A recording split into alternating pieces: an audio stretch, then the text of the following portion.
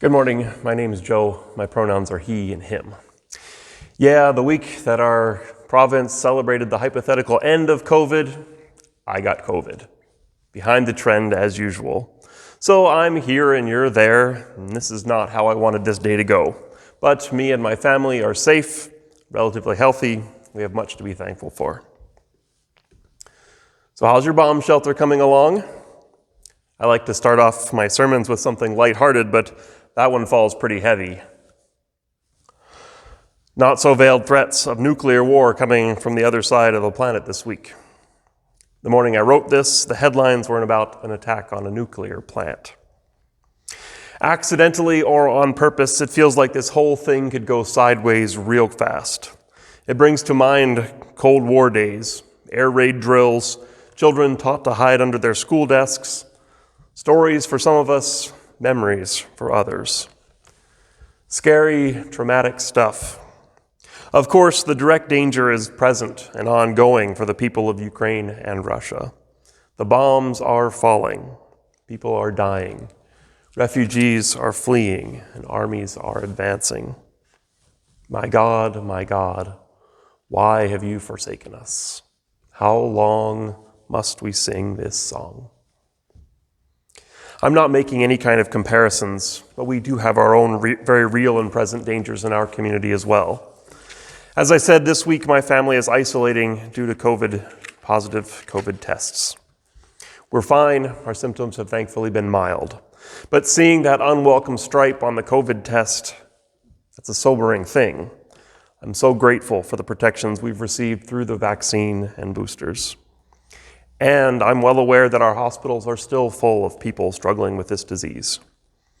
1,137 people in our province have died of COVID-19. 44 more deaths reported last week. Other lives have been jeopardized due to the strain on the healthcare system, the costs borne by healthcare workers, the countless damage to mental health and relationship and financial struggles. You know this.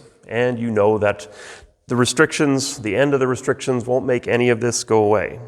Much of this damage will linger long after the immediate healthcare crisis does recede.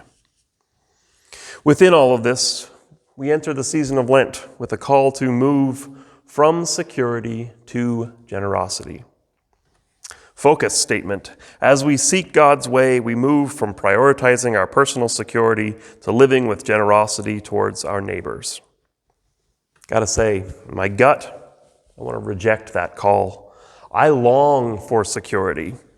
On the Enneagram map, I identify strongly with type 9 and type 6. Type 6 is all about safety. Type 9 wants harmony and comfort, a lack of conflict. Security is where I live. And that's pretty basic. Security is a fundamental life force: air, food, water, shelter. Our tenacious pursuit of these essentials drives us and defines us. Duh. So I start out with resistance to this call. Hey, watch it. My personal security matters to me. Of course, it's a priority. At the same time, I also feel the tension of that security is an endless pursuit. The impulse of my type 6 side is to always think ahead, always be prepared. What if? I mentally rehearse scenarios and conversations.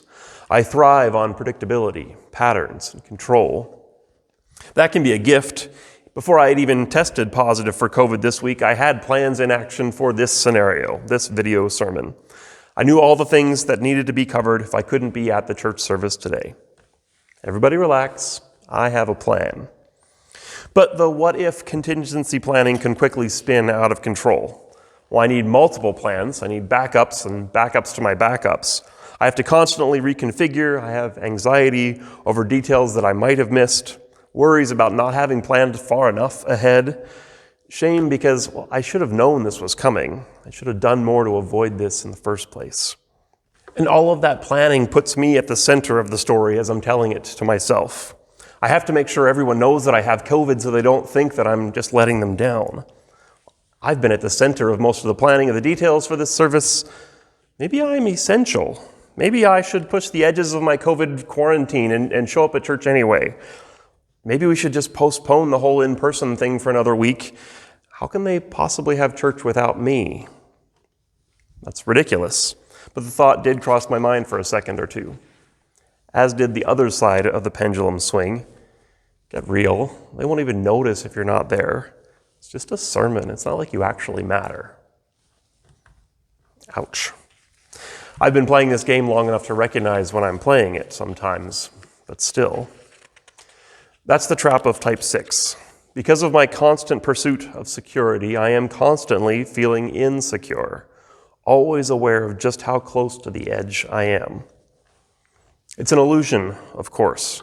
I'm not statistically in any more danger than most people. My life is quite stable and comfortable, relatively. And after 10 years, I think that I know that I belong here in this church. I think. But I rarely feel good about all those things because my constant attention to the lack of security makes me ultra aware of just how impossible security actually is. Security is like that. There's always something out of reach. I want food, shelter, safety for myself. And for my family, obviously. Well, I mean, my extended family for sure. Oh, yeah, all of you too. I want security. I want security for my friends, for my community. When you are threatened, I feel threatened. And well, I want security for my stuff too. I mean, if my car window is smashed and someone goes through my glove box, I feel threatened by that. I need insurance to cover that. I need house insurance, liability insurance, travel insurance. Thanks be to God for Canada, my future healthcare costs are covered. Well, except for prescriptions and dental and eye care and all of that. Better get supplemental insurance coverage.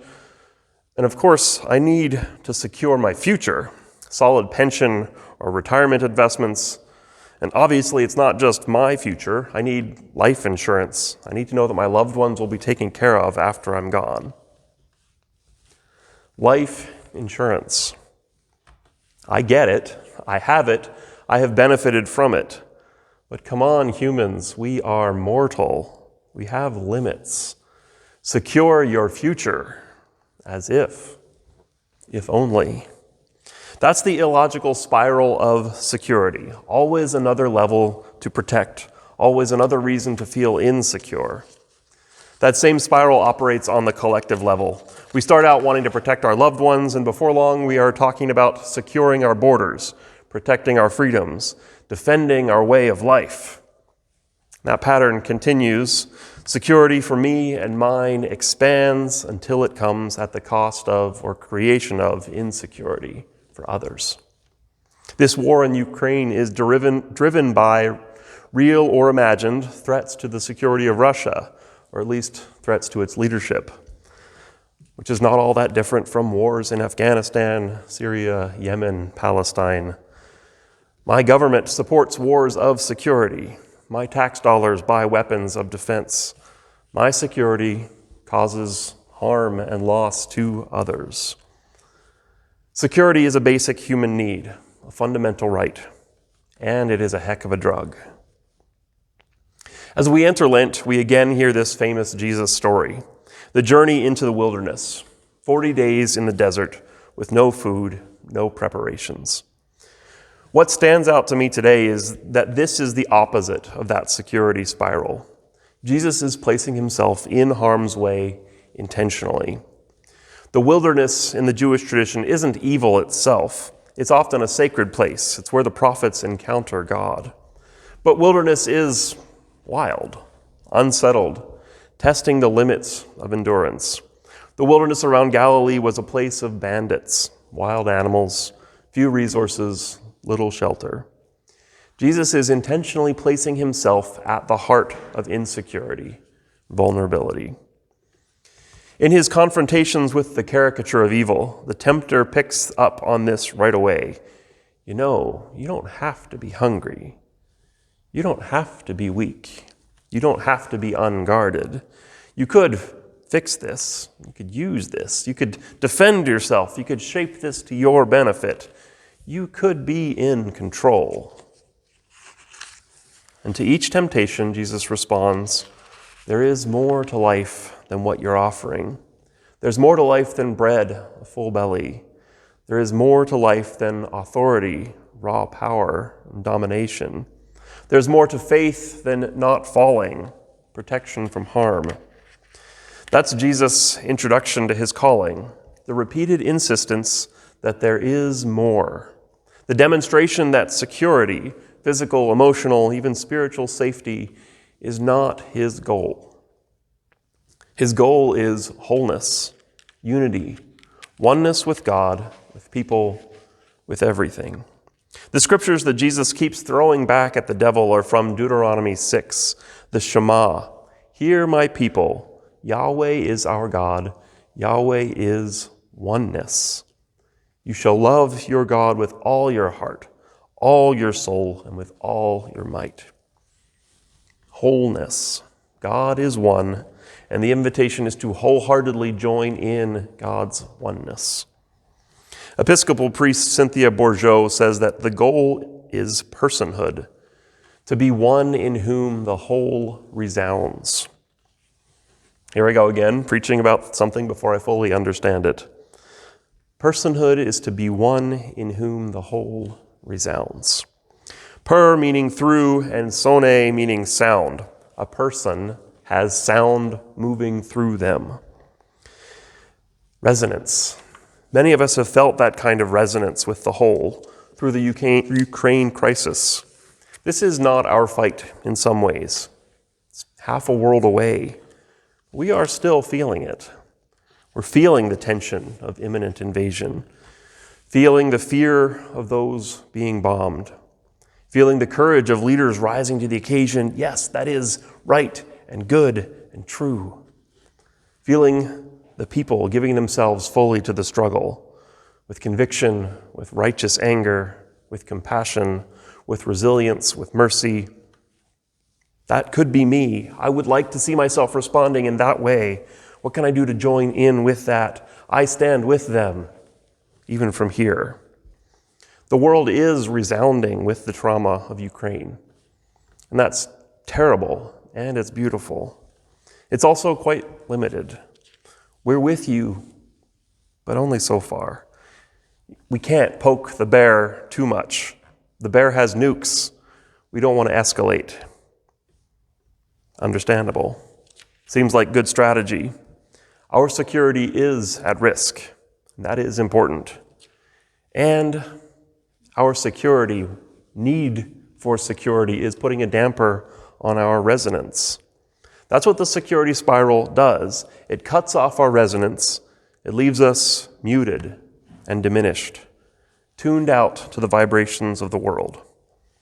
I feel the pain of the Ukrainians, but we have to keep our distance. You understand. War in Yemen, well, I'd better not even feel that pain. My government is providing weapons to the aggressors in that one. Vaccine resistance in my family, well, they're putting my family at risk. They're forcing me to confront my own fears. I'll give them a label and push them away. Name your conflict, insert your own defensive reactions. Many justified. Life is complex and filled with instability. Resounding with the whole is risky business. And Jesus says, humanity doesn't rely on bread alone. There's more to life than staying alive. That's the invitation of Lent, to find ways to lift the damper on our resonance. The pursuit of security feels like wisdom, I know. And God's ways are higher than our ways. There's a wisdom beyond ours, the wisdom of the whole, the wisdom of ecosystems where every organism, every action has a part to play, the wisdom of the seasons where the hardest parts of one create the conditions of flourishing in the next, the wisdom of width and depth and connection, the wisdom of shalom, nothing missing, nothing broken. Everything belongs. That is a whole lot of abstract thinking.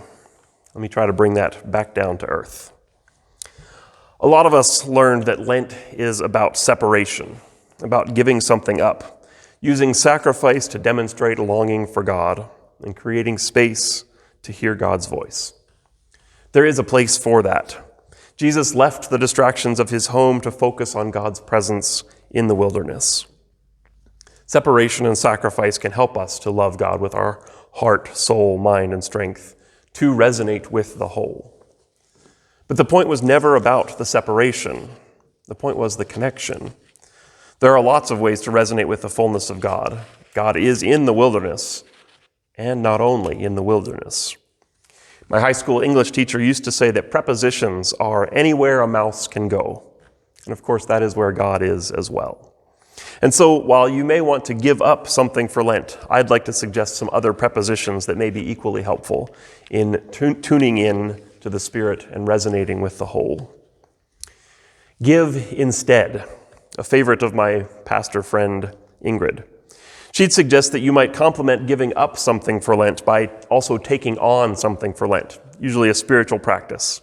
So instead of grabbing a cup of coffee, you could use that time to say a prayer of gratitude instead. Or write a letter instead of logging on to Instagram. Or start a bedtime journal instead of reading a novel. Instead of focusing on sacrifice, the point is redirection, giving a different kind of energy and focus to your routine. We are a little late with this year, but in your emails from the church office this week, you will find this year's Lenten prayer guides. So that might be one practice that you might take on instead.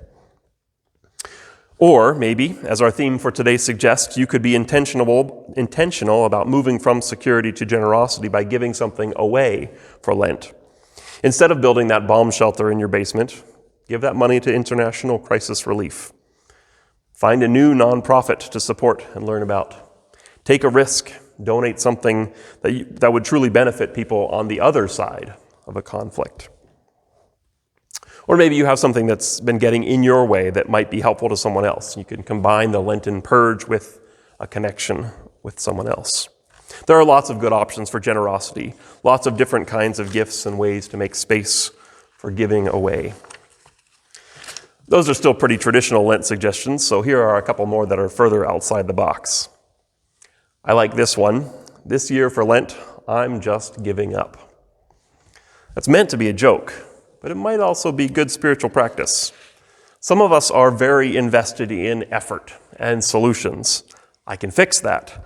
I have an opinion about that. My involvement is essential to that. Maybe, or maybe that's just a shield of ego. What would happen if instead I just gave up instead? Not caring, but intentionally not doing, fixing. This news story is tragic, and I have zero idea how to resolve it. Not going to ignore it, but I don't have to have an opinion about it. I don't have to do something that makes me feel better about it. I learned a new word this week, non-closure. I don't like that word. What could happen if I just gave up and embraced the dissonance, the unfinishedness? I could use some practice at that. Another one, give with.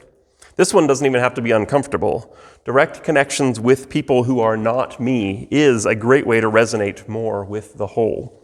So join a team or a book club, take a class, tutor an ESL student, volunteer with that organization that you've been wondering about, grab a coffee with that person that you used to know before the pandemic that you've lost touch with.